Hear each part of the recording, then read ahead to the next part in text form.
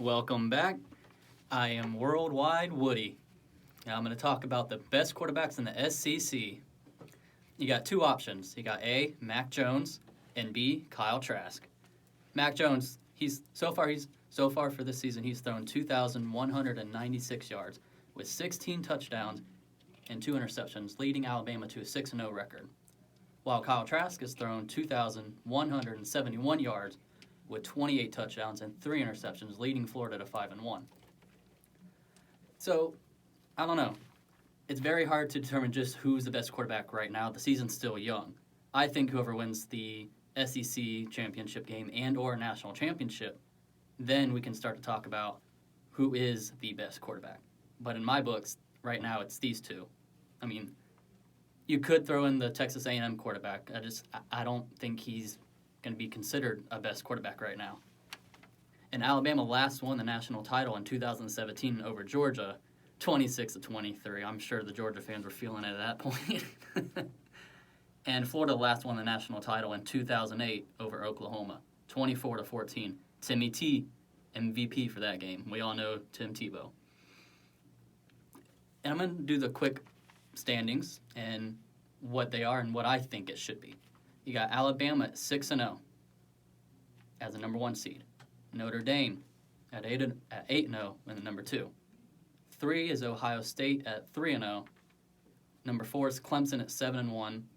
Number 5 is Texas A&M at 5-1. And then rounding out the top 6 is Florida Gators at 5-1. Now, for me, I think this is how it should be lined up. I don't think Ohio State should be in the top 6. They've only played 3 games. I got Alabama at 1, Notre Dame at 2, Clemson at number 3, Texas A&M at 4, Florida at number 5, and Cincinnati at number 6. To me personally, I don't think Ohio State deserves to be in a top 6 position right now. You've only played 3 games, and you've already had a game postponed. So it's probably because they're a big-name school. I don't know. It's hard to determine that. Yeah, and it's all about the money. Ohio State's got the big bucks. Cincinnati's a really small school, but they're number 7, so they're definitely on the move. And I think if Ohio State gets another game canceled, it could very well push them out of the top 6. But I don't think they should be in there right now. And you got Alabama's remaining schedule: at home versus Kentucky, at home versus Auburn. In the last 2 weeks, you're playing at Arkansas and at LSU on December 19th. Alabama has a very good chance of going 10-0. I do not see them losing to any of these teams at all. So Alabama's probably going to finish the season 10-0 pending a disastrous end to the season. But it's Alabama, so not happening. Then you got Florida at Vanderbilt, and then at home versus Kentucky, and then at Tennessee, and then home against the LSU on December 12th. Florida can go 9-1. The only competition this week was at Arkansas, and they ended up winning 63-35. And Kyle Trask, this goes back to my conversation earlier.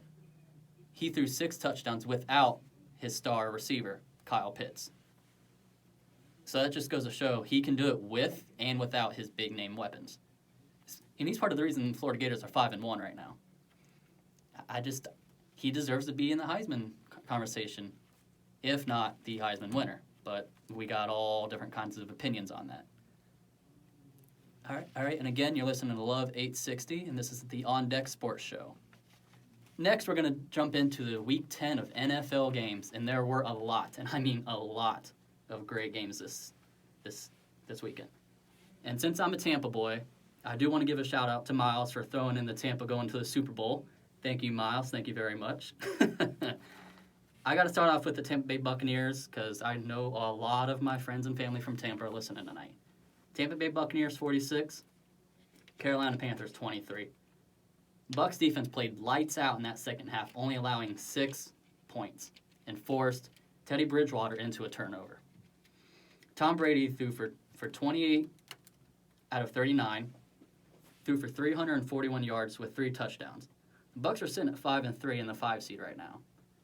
They should be in the top 3, but the Tampa fans know exactly what happened last week after that debacle against the Saints. Lost by 35 points. But hey, you know what?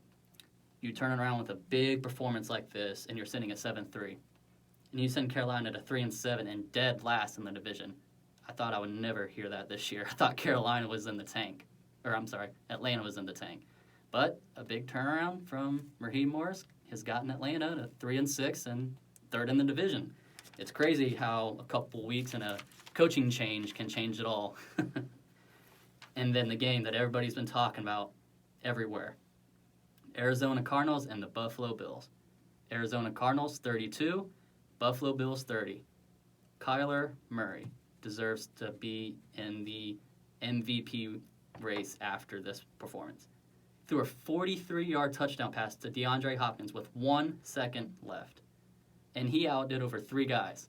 That is insane to just even think that he muscled that ball out of 3 defenders. And Arizona's in top of the division right now. They're sitting at 6-3. So the NFC West is a very, very tight race right now. The Washington football team against the Detroit Lions. Lions 30, Washington football team 27. Matt Prater, a 59-yard field goal as time expired. He's one of the best kickers in the league, in my opinion. Him and Justin Tucker, and I'm going to get to the Ravens here in a second. But Matt Prater, boy, he's been a force to reckon with on field goals. He's definitely a top 2. He's in the competition with Justin Tucker. And I want to get to the NFC East here for a second, or should I say NFC least.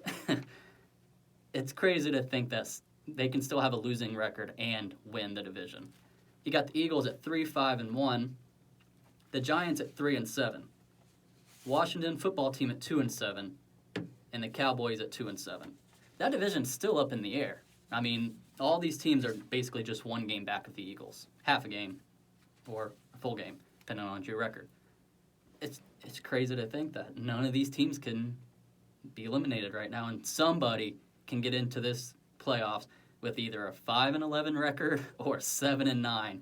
It is insane. Last time that happened was the Seattle Seahawks back in 2009 when they beat the Saints in overtime with LaShawn Lynch. Beast mode. And then you got the Green Bay Packers, who barely squeaked by the Jacksonville Jaguars, 24-20. Aaron Rodgers, 325 yards, 24 out of 34, 2 touchdowns with 1 interception. 6-yard pass to Devontae Adams with 9:03 left.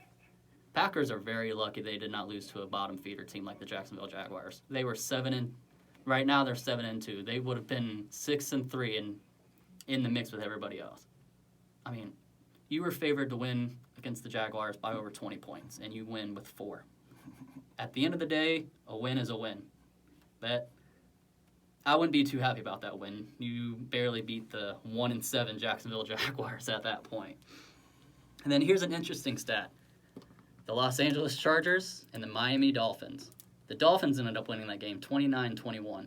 Tua Tagovailoa, 15 for 25, 169 yards, which isn't great, but hey, you got the win.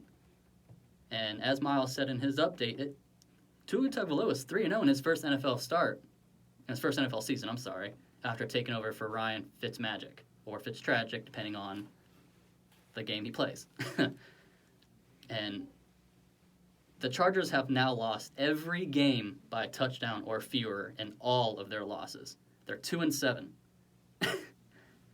They've lost by 7 or fewer in every single game. That is just incredible. That hasn't happened in a couple of decades, I want to say. So, I mean, Chargers got some work to do. They definitely have some work to do.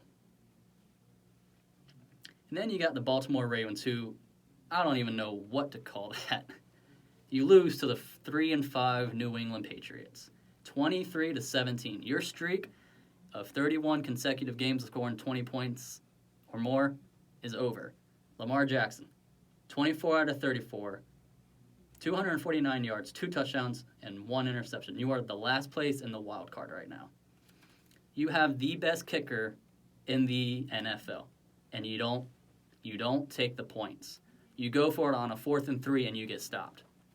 Why don't you just kick the field goal and get the guaranteed points? Justin Tucker is the best kicker in the NFL. I have his jersey for a reason. I don't know. It's just This week of NFL games has been insane. And then coming up next, thank you for listening to me. I'm Worldwide Woody, and coming up next, find out what two high schoolers are the next generation of the NBA players. Fantastic, bro. You killed it. Yeah.